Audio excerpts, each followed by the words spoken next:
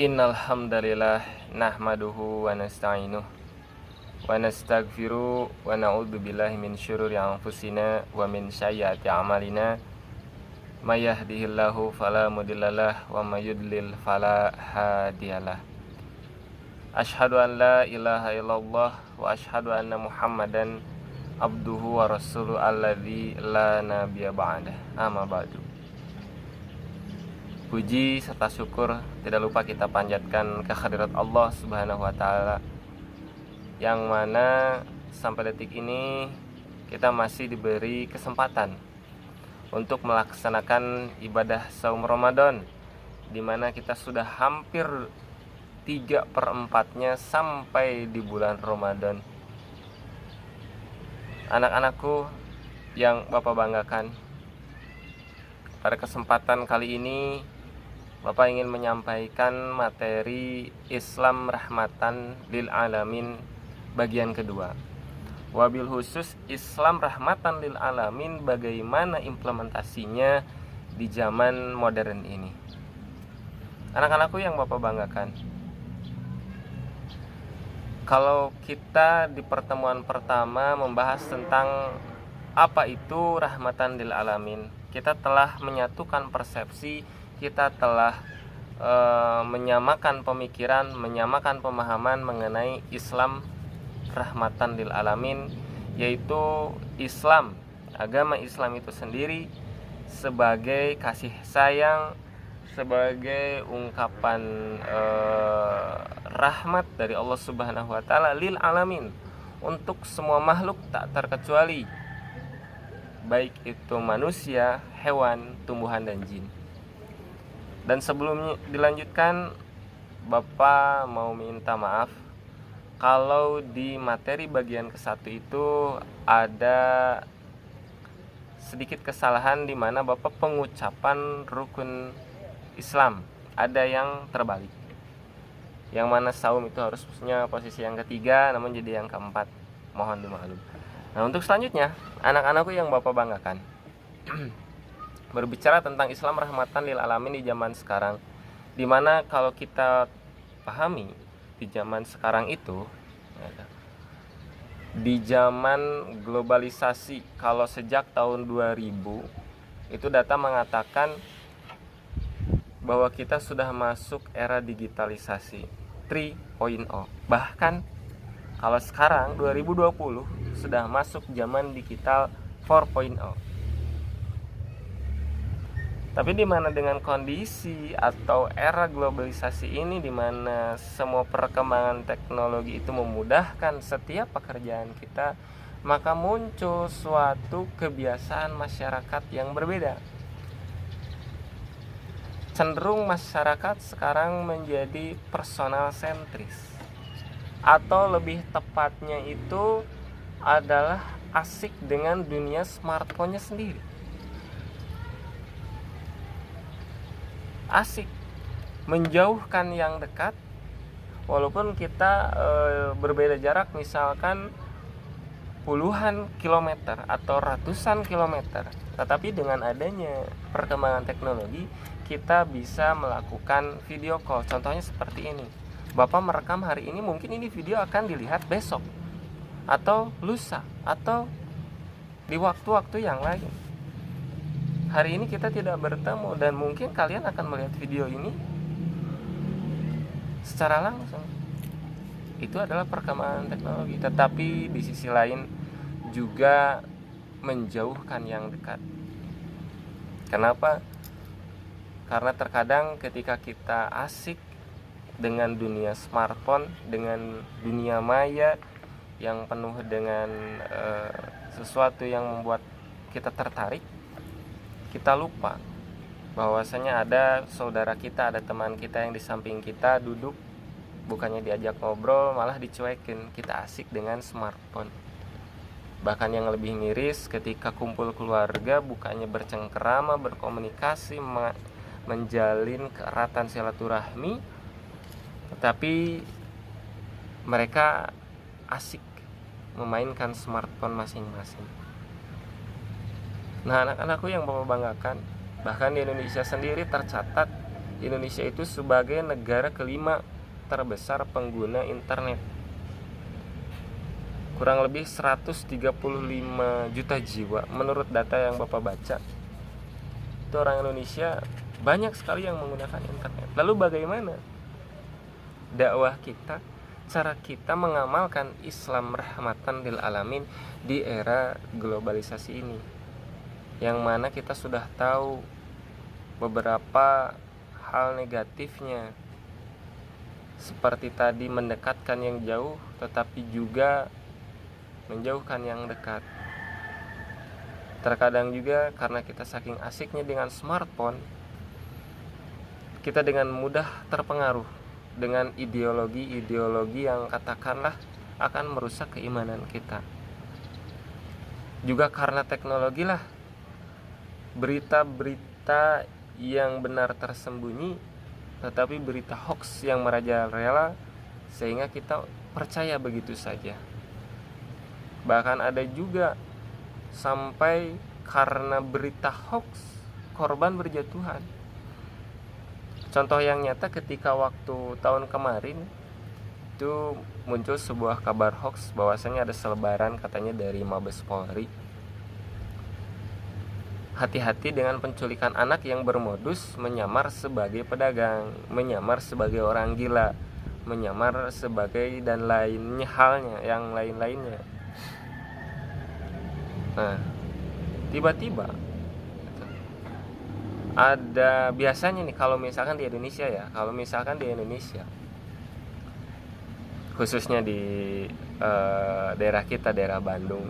Ingat waktu kita masih kecil, kalau ada orang gila misalkan, kita tuh suka ngikutin sambil teriak orang gila, kita sering ikut. Orang gila kesana kita ikut, orang gila mau ngejar kita lari, orang gila pergi kita ikutin lagi. Nah, biasalah kejadiannya seperti itu. Lalu ada seorang anak yang terlalu asik, terlalu jauh mengikuti orang gila tersebut, gitu ya. Sampai-sampai ketika dia sadar, dia menangis. Kenapa? Karena dia tidak tahu jalan pulang. Tetapi orang gila yang tadi diikuti oleh anak tersebut belum sepenuhnya gila, dalam artian masih ada kesadaran, masih ada rasa kasih sayang, masih ada rasa iba melihat anak kecil yang tadi nangis. Lalu orang gila tersebut menghampiri anak kecil tersebut dengan niatan ingin mengembalikan ke daerahnya atau ke rumahnya. Tetapi apa yang terjadi? Warga di sekitar menyangka bahwa orang gila itu adalah penculik anak, sehingga warga meneriakinya sebagai penculik anak. Dikejar orang gila tersebut sampai akhirnya kena, lalu orang gila tersebut disiksa, naudzubillahi min dzalik, sampai perlu dirawat di rumah sakit. Sampai ibunya menangis. Ibunya mengatakan, anak saya memang agak sedikit gila, tetapi anak saya bukan seorang penculik anak. Bayangkan, ini karena kita tidak tabayun terhadap informasi yang kita dapatkan. Artinya kita percaya berita hoax, hingga akhirnya orang gila tersebut yang sedikit agak waras itu dirawat lalu meninggal dunia. Bahkan berita yang lebih booming lainnya adalah ketika seorang tukang servis ampli sholat di masjid, lalu di motornya terlihat ampli yang siap diservis. Lah kata warga, dia adalah pencuri ampli, sampai dibakar hidup-hidup. Ya. Itu kenapa? Karena kita tidak melakukan proses tabayun. Artinya apa? Tidak melakukan proses cek and recheck betul atau tidak, gitu. Takutnya salah. Nah, anak-anakku yang Bapak banggakan, ini adalah salah satu bahaya di mana era digitalisasi, era di mana semua serba mudah, sehingga orang jahat pun mudah untuk mengacak-ngacak ideologi kita, mudah untuk memaksakan pemikiran mereka, sehingga terjadi penyimpangan makna, penyimpangan jihad. Misalkan orang yang sedang baru belajar agama, dia semangat mencari informasi lewat internet, lewat daring, tanpa dia saring, dia percaya, dia amalkan. Bahkan yang menjadi kekhawatiran adalah ketika dia mengamalkan konsep jihad ala terorisme. Jihad ala terorisme adalah ketika dia sanggup berkorban, melakukan bom bunuh diri di tempat umum, di tempat yang damai. Bayangkan, itu berkat apa? Berkat teknologi. Maka dari itu, bagaimana kita menyikapi hal tersebut? Dengan berpegang teguh kepada konsep yang tadi, yaitu konsep Islam rahmatan lil alamin. Kalau pendapat Bapak pribadi, kita sudah tahu misalkan buruknya dunia digital, buruknya dunia internet, bukan berarti kita harus meninggalkannya atau menjauhi hal tersebut. Malahan sebaliknya, kita harus bisa ikut andil menguasai internet. Kalau bisa kita hapus berita-berita hoax, kita filter semua ideologi-ideologi yang akan merusak akhlak, itu baru benar. Bukan kita menjauhi atau menghindari. Karena kalau kita menjauhi karena kita takut terpengaruh, betul kita akan selamat, tetapi orang lain yang tidak tahu apakah dia akan selamat. Maka dari itu, konsep Islam rahmatan lil alamin itu adalah kita harus bisa menjadi perangkul kasih sayang, perwakil Allah di dalam meraih rahmat Allah Subhanahu wa taala, merangkul semuanya, tak terkecuali. Nah, anak-anakku yang Bapak banggakan, di dalam Quran surat Al-Anbiya ayat 107, yang mana di materi bagian pertama sudah disebutkan, a'udzubillahi minasyaitonirrajim, wa ma arsalnaka illa rahmatan lil alamin. Allah berfirman, wa ma arsalnaka, dan kami tidak mengutus engkau wahai Nabi Muhammad, illa, kecuali rahmatan lil alamin. Kata wa ma ini adalah penafian atau tidak. Tidak ada satupun, artinya apa? Dihilangkan dulu semua. Hilang semua. Ila, nah ini ada ilahnya, pengecualian, artinya satu. Rahmatan lil alamin, sebagai pembawa rahmat, kasih sayang, lil alamin, untuk seluruh makhluk. Lalu diperjelas lagi di dalam Quran surat Al-Hadid, walaqad arsalna rusulana bil bayyinat, kata Allah. Walaqad arsalna, kami telah menurunkan, rusulana, utusan-utusan kami, bil bayyinat, dengan membawa petunjuk. Wa anzalna ma'ahumul kitab, dan kami menurunkan bersamaan dengan mereka itu Alkitab, kitab-kitab Allah, 4 kitab, Taurat, Zabur, Injil, dan disempurnakan oleh Al-Quran. Wal mizan, dan sebagai pertimbangan, liyakuman nasa bil qisti, agar kehidupan manusia itu bil qisti, adil. Maka ini akan menjadi dasar rahmat. Apa yang diturunkan oleh Allah kepada Rasulnya berupa Al-Quran, itu yang menjadi petunjuk untuk kita mendapatkan rahmat. Nah, anak-anakku yang Bapak banggakan, ada beberapa hal yang bisa kita lakukan di zaman digital ini, di zaman 4.0 ini. Agar apa? Agar kita bisa menjadi agen rahmatan lil alamin, seorang muslim yang mampu menyebarkan rahmat, kasih sayang, rahmatan lil alamin bagi seluruh makhluk. Yang pertama adalah kita menghormati hak-hak sesama manusia, hak-hak tumbuhan, hak-hak hewan, hak-hak lain sebagainya. Kita hormati. Seperti halnya Allah Subhanahu wa taala di dalam Quran surat Asy-Syu'ara ayat 183, wala tabkhasun nasa asya'akum wala ta'sau fil ardi mufsidin. yang artinya dan janganlah engkau mengambil hak-hak manusia, dan janganlah engkau merusak di muka bumi. Walaupun Allah di sini hanya menyebutkan manusia, hak-hak manusia, kita hormati, jangan kita ambil.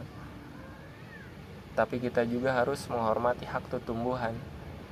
Dalam artian hak tumbuhan itu adalah tanahnya tidak kita rusak dengan racun.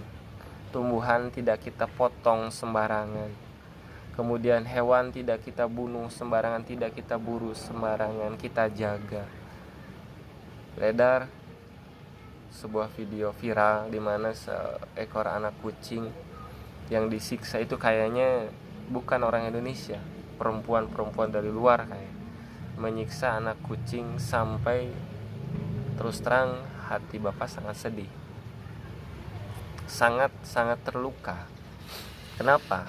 Seekor anak kucing yang belum bisa istilahnya belum bisa yang melawan lah gitu, punya cakar yang kuat, itu disiksa luar biasa, lehernya diikat, kemudian ya mungkin sudah tahu bagaimana, itu luar biasa jahatnya. Itu bukan contoh sebagai Islam rahmatan lil alamin.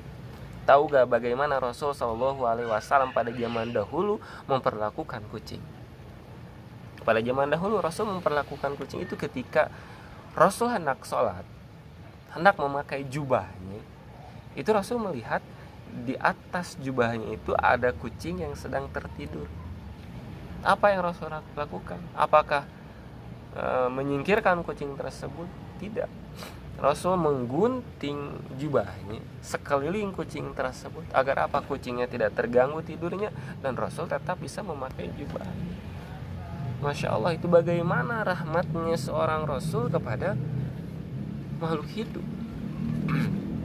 Abu Hurairah, bapaknya kucing, itu bukan nama asli. Abu Hurairah itu adalah suatu panggilan, bapak kucing. Kenapa? Karena kebiasaan Abu Hurairah ketika melihat kucing yang terlantar dia ambil, bahkan dia simpan di saku jubahnya gede itu ya. Kalau misalkan anak kucing ya, masukin ke jubahnya. Sholat dulu, setelah sholat dia pulang ke rumahnya, diberi makanlah kucing tersebut. Itu rahmatnya seorang muslim kepada hewan itu luar biasa. Memenuhi hak hewan pun luar biasa. Kemudian ketika perang ini luar biasa. Ketika Nabi Muhammad SAW berada di dalam peperangan, perintah Rasul itu luar biasa. Yang pertama, jangan pernah menyerang orang tua.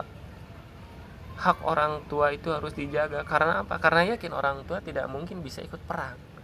Jangan pernah membunuh perempuan juga tidak bisa ikut perang. Jangan pernah membunuh anak kecil. Hak anak kecil itu belum bisa ikut perang. Jangan menghancurkan bangunan. Jangan pernah menebang pohon. Tapi seranglah mereka yang menyerangmu. Itu luar biasa. Konsep rahmat lil alamin Nabi Muhammad SAW. Itu adalah memenuhi hak setiap makhluk Allah, tak terkecuali. Lalu yang kedua, bagaimana cara kita melaksanakan rahmatan lil alamin di dunia yang modern ini? Yang kedua adalah janganlah memaksa. Memaksa dalam artian apa? Memaksa ideologi kita, memaksa pemahaman kita kepada orang lain. Bahkan Allah saja di dalam Qur'annya, Quran surat Al-Baqarah ayat 156, Allah berfirman, la ikraha fidin, tidak ada paksaan di dalam agama. Allah tidak memaksa umatnya untuk sholat, tapi Allah menjelaskan orang yang sholat itu ini loh pahalanya, orang yang tidak sholat itu begini loh. Silahkan, kata Allah, mau memilih yang mana. Allah tidak memaksa. Kata Allah, saum Ramadan itu pahalanya segini loh, apapun amalnya dilipat gandakan. Kemudian harus sahur, ya bukan harus sahur, ini sahurnya seperti ini, bukanya seperti ini. Rasul tidak memaksa, Allah tidak memaksa harus saum, harus sahur, tidak. Karena kita cerdas. Allah tidak memaksa, tapi Allah memberikan suatu gambaran bagi orang yang tidak melaksanakan kewajiban. Allah tidak memaksa. Begitu juga kita. Ketika ada orang lain yang katakanlah tidak sependapat dengan kita, lalu kita maksakan sampai istilahnya adu jotos, bahkan sampai kita bermusuhan, itu tidak boleh. Tidak boleh seperti itu, apalagi sesama muslim. Hanya perbedaan kaidah pengambilan hukum di dalam hadis, yang ini katanya harus A, yang ini katanya harus B, kemudian berselisih paham, akhirnya bermusuhan. Itu Allah sangat benci. Di dalam firman Allah yang lain, Allah menciptakan keragaman lita'arufi, untuk saling mengenal, untuk saling menerima, bukan saling menjauhi. Kita terima perbedaan pendapat orang lain. Tapi kalau misalkan pendapat orang tersebut kita sampaikan mana yang benar, bukan kita paksakan orang tersebut harus ikut. Kita sampaikan, ini loh yang benar seperti ini, jelas. Ini loh hadis sahih itu seperti ini. Ini mah doi. Silahkan setelah saya menerangkan mau diikuti atau tidak. Yang penting kewajiban saya sebagai mubalik sudah menyampaikan apa yang harus disampaikan. Itu jangan dipaksa. Karena kita tahu anak-anak milenial pasti tahu ketika dipaksa oleh orang tuanya itu bagaimana rasa ketidakenakannya. Ya. Gitu. Jadi jangan dipaksakan kebaikan. Sudah, karena kebaikan itu yang lebih baik adalah dengan cara dakwah uswatun hasanah, contoh yang baik, bukan dengan pemaksaan. Karena Bapak yakin dan kita tahu sesuatu yang dipaksakan itu berakhirnya kadang tidak betul. Nah, anak-anakku yang Bapak banggakan. Kemudian yang ketiga adalah tidak tolerir terhadap jihad yang melukai diri sendiri ataupun orang lain. Nah, terkadang seperti yang tadi Bapak katakan, orang ketika sudah memahami informasi ideologi yang disusun sebegitu halusnya, sehingga orang yang awam, wah ini luar biasa nih, gitu. Ini bagus nih pemahaman, saya ikut. Sampai apa? Sampai dia rela menjadi pengantin bom, siap menyerahkan nyawanya. Karena apa? Konsep jihadnya yang salah, yang keliru. Padahal seperti yang tadi Bapak bilang, Rasul itu berjihad menyerang orang yang menyerang Rasul, gitu. Kalau yang tidak, kalau damai, kenapa harus diserang? Ketika Nabi Muhammad SAW memerintah di Madinah, itu ada beberapa kabilah kafir yang enggan masuk Islam, tetapi mau berdamai dengan Islam. Artinya tidak ada perselisihan di antara mereka, gitu. Hidup berdamai. Mereka aman di tengah-tengah mayoritas muslim, tidak ada yang merasa terganggu, malah menjadi orang yang sejahtera. Orang yang tenang Rasul, orang kafir yang tenang, orang kafir yang mampu bekerja sama dengan Islam, tidak perlu diserang. Tapi orang kafir yang memfitnah umat Islam, yang menzalim umat Islam, maka orang kafir itulah yang oleh Rasul diserang, bukan orang muslim yang tenang. Mohon maaf, bukan orang kafir yang tenang. Kita bersosialisasi harus, bergaul boleh dengan non muslim, tapi ingat batasan. Kalau dari keduniaan boleh kita bekerja sama, dari politik. Pernah ada, kalau zaman dulu, zaman sekarang tuh disebutnya menteri. Ketika ke pemerintahan khalifah itu ada beberapa menteri atau qadir gitu ya, di suatu daerah yang ternyata dia itu adalah non muslim. Itu tidak apa-apa kalau dari dunia segini. Tapi kalau dari segi ibadah, kita harus benar-benar tahu porsi. Sebagaimana Quran surat Al-Kafirun yang sering kita baca di dalam sholat, itu menjadi surat andalan. Lakum dinukum waliyadin, bagimu agamamu dan bagiku agamaku. Maka ketika sahabat kita yang katakanlah non muslim beribadah, ya udah, kita tidak boleh ikut campur, biarkan mereka ibadah dengan tenang. Itu yang dimaksud dengan toleransi beragama. Bukan berarti kita harus ikut ke ritual tersebut. kita masuk ke tempat peribadatannya, kita menyaksikan, kita mengucapkan selamatnya, dan lalu kita mengatakan ini adalah toleransi beragama, itu kurang tepat. Yang namanya toleransi di dalam beribadah adalah membiarkan orang lain beribadah dengan tenang, dan kita beribadah dengan tenang masing-masing dalam hal ibadah. Nah, anak-anakku yang Bapak banggakan, yang terakhir, yang keempat, bagaimana kita mengimplementasikan rahmatan lil alamin di dunia modern ini adalah dengan ucapan, dialog yang baik, dialog yang halus, dialog yang tidak menyakiti. Ungkapan Arab ada yang sering mengatakan, mungkin kita sudah sering kenal, kul khairat aulitasnut, berkatalah yang baik atau diam, katakan. Jadi kita biasakan dengan ucapan-ucapan yang lemah lembut, ucapan yang tidak menyinggung orang lain, ucapan yang bisa membuat hati yang salah itu ketika dibenarkan akan menjadi tenang. Bukan yang ketika hatinya salah lalu kita berdialog dengan tersebut, hatinya malah tambah sakit. Bukan orangnya seperti itu, tapi dengan lisannya mampu mengobati yang sakit. Di dalam hadis riwayat Bukhari, Rasul Shallallahu Alaihi Wasallam mengatakan, al muslimu huwa muslim, itu adalah man salima muslimuna, yang barang siapa muslim yang merasa aman, gitu ya.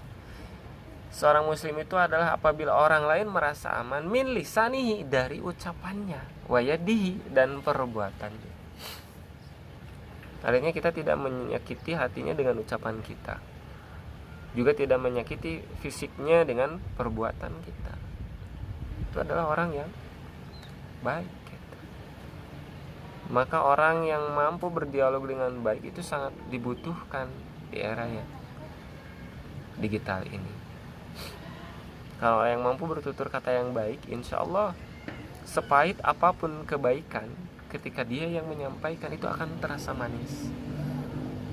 Contoh yang Ustadz milenial sekarang itu adalah Ustadz Evi, Ustadz Haniboni, Ustadz Hanan Ataki. Apa yang beliau sampaikan mengenai kebenaran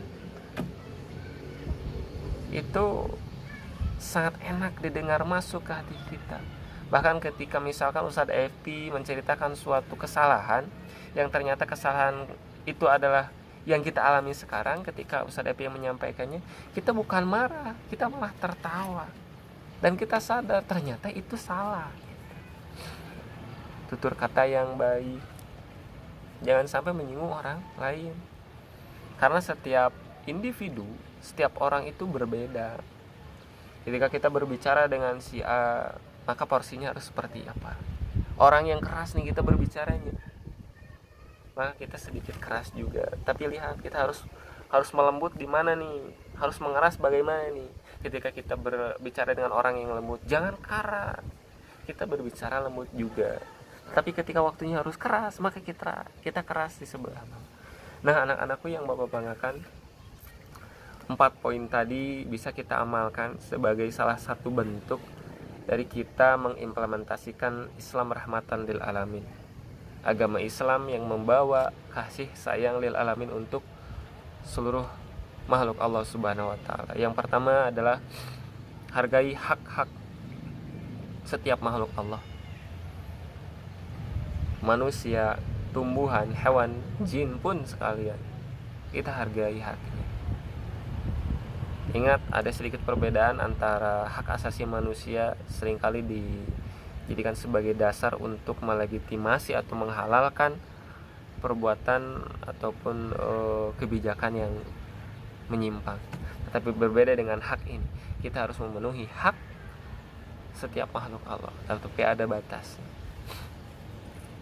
Meskipun makhluk hidup itu adalah berhak untuk hidup, tetapi ketika orang tersebut kafir, menyakiti umat muslim, menyiksa umat muslim tanpa belas kasih, maka tidak pantas ada hak hidup untuk. Jelas di dalam Al-Quran, ketika orang kafir yang menyerang, maka seranglah, bunuhlah. Ketika kalian melihat orang kafir, maka seretlah, gitu. Itu ketika perang. bukan ketika damai. Itu hak manusia. Kemudian yang kedua, jangan memaksakan. Agama pun tidak dipaksakan. Kata Allah, silahkan mau sholat, silahkan mau tidak, cuman konsekuensinya yang sholat seperti ini, yang gak sholat seperti ini. Allah gak rugi kalau hambanya gak sholat, karena sholat itu akan kembali kepada dirinya, bukan untuk Allah. Lalu yang ketiga adalah tidak mentolerir suatu jihad yang melukai diri sendiri atau orang lain, merugikan diri sendiri atau orang lain. Kita berdakwah nih di media sosial, kita asal comot misalkan hadisnya dari web anu gini nih, tanpa kita pelajari dulu ini sahih atau enggak nih, kita comot, lalu kita comot dari web yang lain, kita posting di dalam web kita, kemudian ada orang yang membaca tanpa sengaja, orang tersebut percaya, ternyata hadis yang dipercaya dan diposting oleh kita itu hadis dhaif, menyesatkan orang lain, ya, itu tidak boleh ditolerir. Lalu yang keempat, dialog dengan baik, berbicara dengan baik atau diam. Karena bisa kita lihat bagaimana cara dialog Rasul itu luar biasa unik. Bagaimana Rasul berdialog dengan orang yang keras, dengan Umar ketika Umar pertama masuk Islam. Bagaimana Rasul berdialog dengan orang yang lembut, yaitu Abu Bakar. Bagaimana Rasul berdialog dengan anak kecil untuk mengajarkan suatu ilmu sehingga ilmu tersebut benar-benar nempel di dalam otak anak kecil tersebut, yaitu Ibnu Abbas. Itu harus kita bedakan dialog dengan baik. Nah, anak-anakku yang Bapak banggakan, mungkin cukup sekian yang dapat Bapak sampaikan. Mohon maaf apabila ada kurang dan lebih, ada yang kurang di dalam penyampaian, tolong koreksi. Dan kebenaran hanya milik Allah, kesalahan tentu murni milik makhluknya, termasuk Bapak. Tutup saja dengan doa, Rabbana atina fid dunya hasanah wa fil akhirati hasanah wa qina adzabannar. Aqulu qouli hadza wa astaghfirullah li wa lakum. Assalamualaikum warahmatullahi wabarakatuh.